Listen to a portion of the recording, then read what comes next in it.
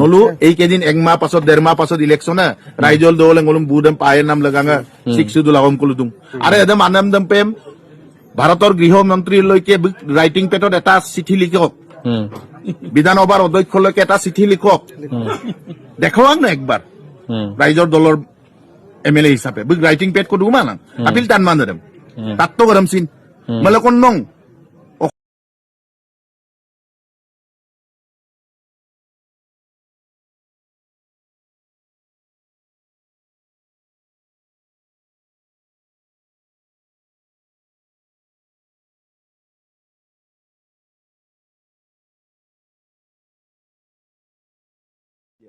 নলো এইকেইদিন একমাহ পাছত 1.5 মাহ পাছত ইলেকশন রাইজল দৌলে গলুম বুদম পায়ের নাম লাগাঙা শিক্ষিদুল আগম কলুদুম আরে এদম আনামদম পেম ভারতের গৃহমন্ত্রীলৈকে রাইটিং পেটত এটা চিঠি লিখক বিধানসভার অধ্যক্ষলৈকে এটা চিঠি লিখক দেখুৱাক না একবার রাইজর দলর এমএলএ হিসাবে রাইটিং পেড কো দুমা না আপিল টান মান দেম তাত্তো গরম সিন মানে কোন নং অসমত ট্রাইবেল সমাজে যুদ্ধ কৰোঁতে একটা শব্দ কিয় নকলে তাৰ প্ৰশ্নবোৰকো কক কাপিল তোমান অদনা আহব দুঙাবদুম ভাই আমার রিজার্ভেশন কোটাটোর কারণে যিদিনা কথা পাতিম তেতিয়া বই আকৌ মলুক হয় নকয় এতিয়া মুনাফা হল একেদিন ইলেকশন আছে ভোটৰ কাৰণে আকৌ মলুক মিচিংগিৰি দেখাব বিচাৰিছে মিচিং জাতীয়তাবাদটোক আপুনি লৈ যাম বুলি কলে মই দেখোন সেইদিনা ট্রাইবেল সমাজক সুরক্ষা লাগে বুলি সিংহৰুতে দেখোন বহুতে অপোজ কৰিছিল হেতু কি কম তাকো মই একো কোৱা নাই নকওঁ কিয় কম মোক ট্ৰাইবেল সমাজৰ কাৰণে মই যেহেতু ট্ৰাইবেল ইউথ লীগৰো জেনেৰেল সেক্ৰেটাৰী মই ট্ৰাইবেল সমাজ মিচিং ৰাভা তিৱাৰ পৰা আৰম্ভ কৰি সোণোৱাল কছাৰী ইয়াত থকা অসমত থকা যিমান ট্ৰাইবেল জনজাতি আছে হেতসকলৰ যি সমস্যাবোৰক সমাধা কৰাৰ কাৰণে মোৰ দায়িত্ব লগে লগে অসম যেহেতু মই অসমৰ বাসিন্দা অসমীয়া অসমত থকা খিলঞ্জীয়া মানুহ ইয়াত থকা খিলঞ্জীয়া মানুহৰ মাটিৰ অধিকাৰৰ কথাত আমি সদায় সহমত প্ৰকাশ কৰি আহিছো আৰু তাক যদি আপোনালোকে বিশ্বাস নকৰে বিধানসভাৰ মজিয়াত গৈ চালে হ'ল যে ট্ৰাইবেল বেল্ট এণ্ড ব্লক বা আমাৰ অঞ্চলবোৰত থকা শ বছৰ ধৰি এম চিনা ইয়ক তাত গাপ্ত আকৌ 100 বছৰ 75 বছৰকো দুনে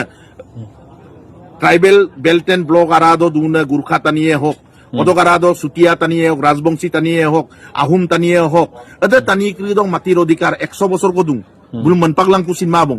বুলুম মাটির অধিকার দিব লাগে আমনাম দেমছিন আকে মঙ্গি দাক আরে দি বিবিত্ব দুন না একেবারে আৰু গাংকুব লাগি মাবম দুন না একেবাৰে সিল হৈ দিয়ক তাৰপিছত ট্ৰাইবেল বেল্ট এণ্ড ব্লক এই মাটিবোৰত আমাৰ কম মাটি আছে এতে আমংক্ৰিদম কাই আপুঙে সুৰক্ষা লাই কিন্তু সুৰক্ষাৰ নামৰ ৰাজনীতি কৰাটো বন্ধ কৰিব লাগে হয়নে নহয় সুৰক্ষাৰ নামৰ ৰাজনীতি কৰা কাৰণ অসমৰ খিলঞ্জীয়া জনগোষ্ঠীয়ে আহোমে হওক চুতিয়াই হওক ৰাজবংশীয়ে হওক গুৰ্খাই হওক সেই মানুহবোৰে আমাৰ ট্ৰাইবেল বেল্টত শ বছৰ ধৰি বসবাস কৰি আছে এখেতসকলক মাটিৰ অধিকাৰ দিয়াৰ পৰা প্ৰথম আমিয়ে কোৱা মানুহ বুকু থানি কৈছো আমি তাকো লৈ আপোনালোকে ৰাজনীতি কৰে কিন্তু আমি কিয় কৈছো যিবোৰ মানুহ ইয়াত আছে অলৰেডি সেইবোৰক সুৰক্ষিত কৰিব লাগে আৰু অন্যান্য মানুহে এনক্ৰচমেন্ট বোৰে যি ট্ৰাইবেল বেল্ট এণ্ড ব্লক সেইবোৰক বন্ধ কৰিব লাগে কোনোতো নকয় অসমৰ পৰা মিয়া খেদিব লাগে বুলি অকল টিএমপিকে হে জোৰ সমদল কৰি জুনাইৰ পৰা মিয়া খেদিব লাগে বুলি কোৱা মানুহ আমি অকল সেই মিয়া খেদিব লাগে বুলি কোৱা মানুহ তাক অপোজ কৰা মানুহটোকে আজি কংগ্ৰেছে ৰাইজৰ দলে আকৌ ৰাজু মেধককে ৰাজু দিনকে আকৌ বোলে টিকেট দিব বুলি কৈছে মোৰ কবলগীয়া নাই এটো বিলটত দেখা যাব মোৰ একো কবলগীয়া নাই কিয় আমি সংসদীয় ব্যৱস্থা বিশ্বাস কৰো কোনোবা আমাক কব বিচাৰে টিএমপিকেৰ প্ৰেসিডেন্ট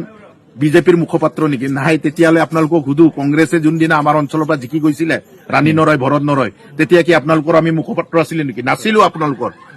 আমি শেখ সিদুল ব্যৱস্থাটো আগুৱাই নিয়াৰ কাৰণে ভোট দিছিলো বিশ্বাস আছিল আপোনালোকে কিন্তু আমাক বিশ্বাসঘাতক কৰিছে 1995 21 এপ্ৰিলৰ দিনা হিতেশ্বৰ শইকীয়া বহি ওচৰৰ পৰা নৰেশ বগা অঞ্জনা গুলিয়াই মাৰিছিলে সেই কথা বতৰাবোৰক মিচিং ৰাঙামে পাহৰি যোৱা নাই 2004 চনত ধেমাজিত কংগ্ৰেছে আমাৰ ওপৰত হিল বৰ্ষণ কৰিছিলে পাহৰি যোৱা নাই মিচিং ৰাঙামে আৰু সেই কংগ্ৰেছে আমাক সেই কংগ্ৰেছৰ বুকুচাত ধৰি মেলি ৰাইজৰ দলৰ অখিল গগৈ আকৌ আমাক চুৰটলিপি শিকাব আমাক বুজাব বিচাৰিছে মাষ্টৰ হ'ব বিচাৰিছে আহক ভাই আমিতো সংসদীয় ব্যৱস্থাক বিশ্বাস কৰো আমিতো এই গভৰ্ণমেণ্টে আমাৰ কাম কাজ কৰি আছে এই গভৰ্ণমেণ্টক আমি ভোট দিয়াম মুকলিকে কৈছো